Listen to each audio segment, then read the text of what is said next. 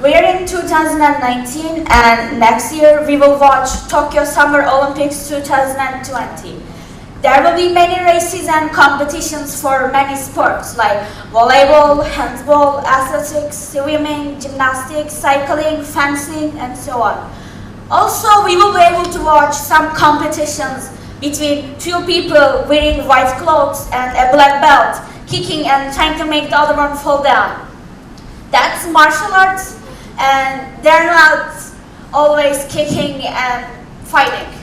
They're not what they seem. Athletes are thinking about strategies all the time secretly, and there's a huge pressure coming from the opponent during the fight. From my observations, I can say that many people have prejudices and wrong ideas about Taekwondo and martial art in general. Not all martial arts are from Japan. Not all martial arts are karate, or their athletes are not just some angry men trying to fight each other with screams. So, what is Taekwondo? Well, it's a martial art from the Far East, specifically Korea. It's nearly 1,400 years old. Unlike most people think, Taekwondo is based on self-protection and defense, not attack. Let's look at a bit into the etymology of the word to understand it better. What I love about the Far East languages in general is that the meaning of a word is inside the word itself. You just have to have a closer look at it. Now let's look at the word Taekwondo. It's actually a combination of three separate words. Tae, meaning kick, Kwon, meaning fist, and Do, the art, method. Together they make Taekwondo. It literally means the art of fist and kick. I think that's the briefest explanation of Taekwondo someone could ever make. Now, let's look at the word do at the end. Does it ring any bells to you? No one? Well, Taekwondo's cousin Hapkido also ends with do. Maybe you are more familiar with Judo and Aikido. They also end with do. They are technically from Japan, but the word do still has a similar meaning in Japanese. The way. This little do is something. This little two-letter word carries a huge meaning on its little shoulders. It carries the philosophy of martial arts, the art, the method, the way. What way, you may say? Taekwondo's way of judgment. And it's actually a way of living. I started Taekwondo 2 years ago. It took a lot of time to convince my parents to allow me to start a martial art. They were worried about me getting hurt or something, and at first they thought that martial arts are most of the time for boys. In the end, I won the discussion, and now here I am, and I don't see any injuries right now. I'm good. Anyways, I started Taekwondo and I loved it from the first practice ever. I was always a tomboy, so kicking and punching and blocking were my things. I quickly adapted to the sport.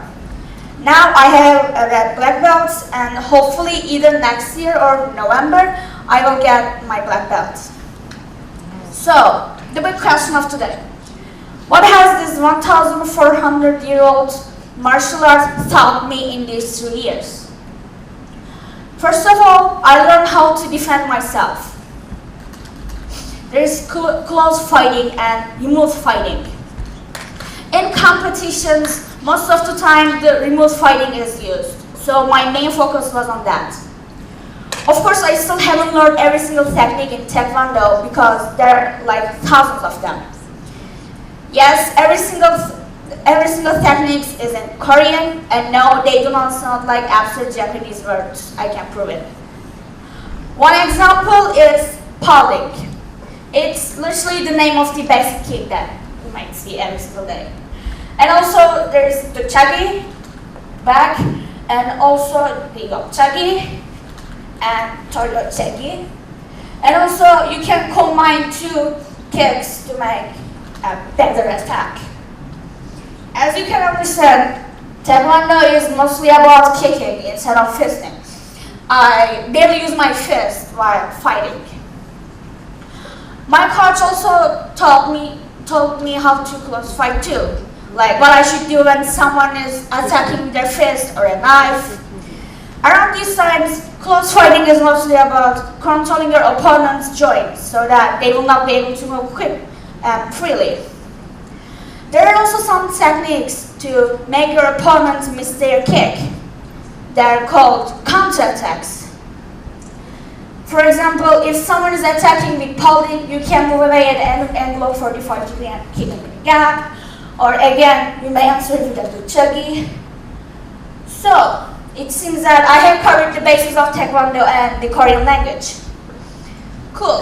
What else? Now let's look at a bit into the philosophy of Taekwondo. This ancient martial art shouldn't be just consist of some kicks and punches, right? I learned the importance of steps. What is it, you might ask? Well, in Taekwondo, you have to be moving all the time to hide your moves. Steps help you cover them. But step is not just about going back and forth while jumping. It's also about your gestures, your facial expressions, maybe eye contact with the opponent, and maybe some fakes, and guessing the opponent's next move and judging their moves at the same time. My coach always tells me to think before start kicking randomly, because at that time I might get tired very easily and my opponent would most probably benefit from that and start fighting back. If you misjudge your opponent, you will be the one who gets hurt the most. If you attack without thinking, again, you will get hurt the most. That's why thinking and strategies and analysis is so important before the action. What will be your next move? Will you fight or flight? During the competitions and practices, sometimes I end up paired with a strong opponent. Sometimes the number of girls are less than the number of boys. And if girls are in odd numbers, someone has to be the opponent of a boy. It was mostly me. Girls were a bit shy and they didn't want to end up paired with a boy because they were most of the time stronger than the girls.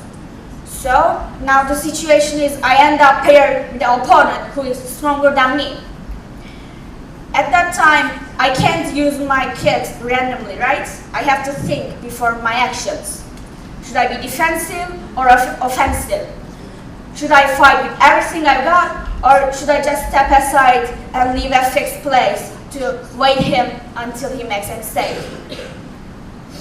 Here are my two actions and their results.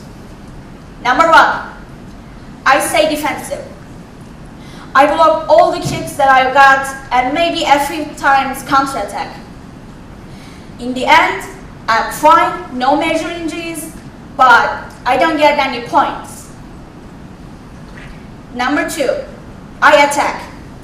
I use all my blocks and fists and punches, like everything that I've got. In the end, I'm tired, I need water immediately, but this time I get some points too. Neither of these approaches are wrong, as long as you judge your opponent's intentions and their moves correctly and choose the right approach at that time. Whenever I choose fighting, I always end up getting bruises and injuries, and also some points. When I choose to step aside and be defensive, I am fine, I don't get any injuries, maybe I can move the first 5-10 minutes, but then I don't get any points. That's why judging and deciding what to do before the action is so important, and it affects the consequences directly. The first 10-15 seconds of Taekwondo matches goes with the two sides going back and forth, stepping and waiting each other up and deciding whether to go first or be defensive at that time. This waiting moment, this judgment is so important, and it actually affects everything in the end. And I think this relates to real life too. I sometimes act without thinking about the consequences that much. After the school, I hang out with my friends without thinking about the upcoming exams or maybe homework. I may decide to start, let's say, Taekwondo in a split second when I see a friend doing so. I may decide to start, let's say, pre-IB without thinking about its difficulties too much. I don't regret the last two ones though, but the first one. So I now know that if I fight without thinking, I might kick my friend from her face and leaving her cheek red and herself in pain. Also now I know that if I don't think and speak up all the time, in the end, both sides may get hurt. Last year, me and one of my closest friends had an argument, and I chose to speak up and said things that I shouldn't have said. The same went with her too. Now, I don't really remember why we were arguing in the first place, but I remember her calling me and apologizing and me doing the same. Now, we argue all the time like friends, but we know when to stop. I know my limits and abilities now. I decide whether or not to fight or flight based on them. It may take some time, but it helps me a lot. Also, if I chose the wrong path, I know that they will. I know that if I choose the wrong path, they will protect me from the same incident in the future. Sometimes you have to get that kick from the black belt while fighting as a warning to focus on the fight better.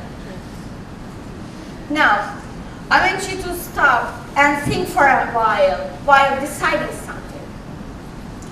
Which one will you choose? Fight or flight? I will choose fight because silence doesn't solve anything. Sometimes you have to speak up to make something noticeable. Fight with everyone who is trying to rescue you.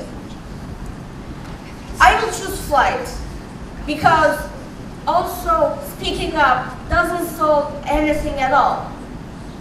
Sometimes you have to step aside and think about what you've done. Fly away and think for a while,